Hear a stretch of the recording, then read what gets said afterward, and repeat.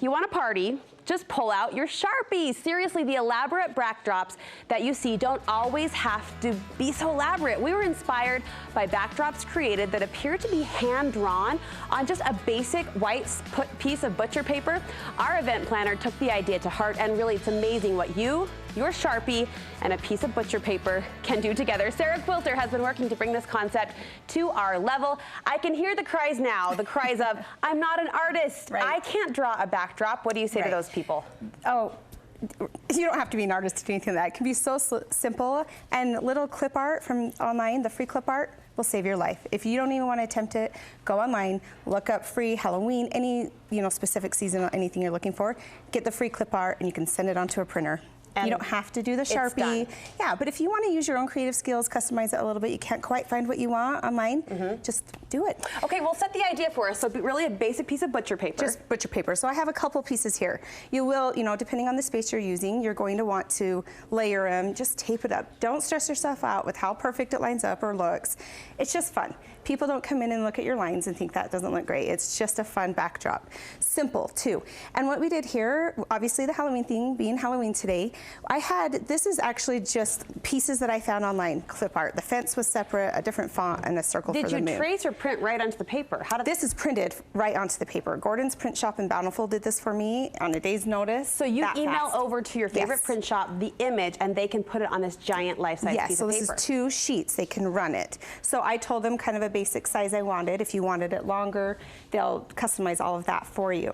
So I just kind of told her, just put happy here. I knew I kind of wanted some other elements on there. The bats are just cut out little pieces of foam. The banners, it's all just taped right on there, quick and easy.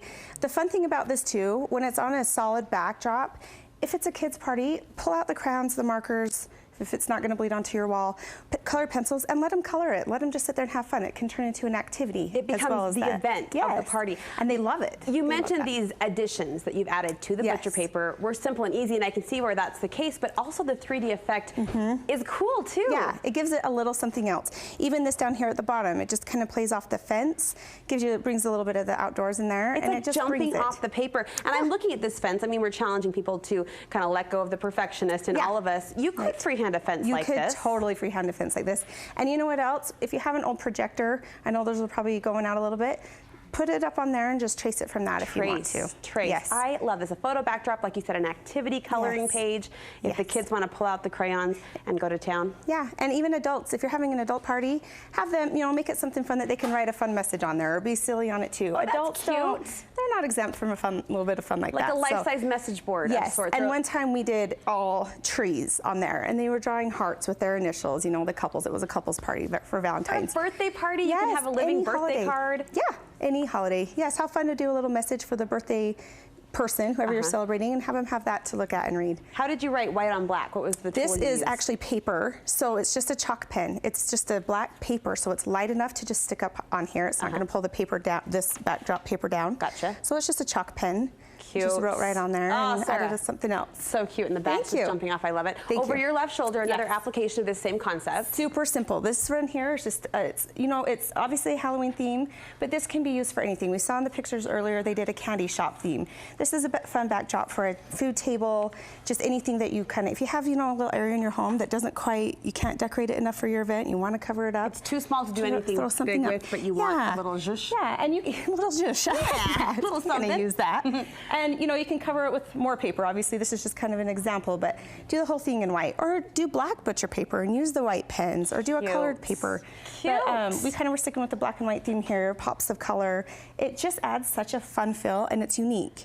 It's different. I'm thinking of, 10 years hosting this show, we spent a lot of time dedicated to party backdrops, photo backdrops, and we always reach for the color and for the crazy and for the pattern. This is so simple, but still so striking. I know. I love that it's different, but like you said, has a 3D effect. It brings texture into it and it looks a little more custom. You can go to the store and buy the fun birthday banners or whatever like that. Sure. But you do something like this, throw your kid's name up there really big, they're gonna love it.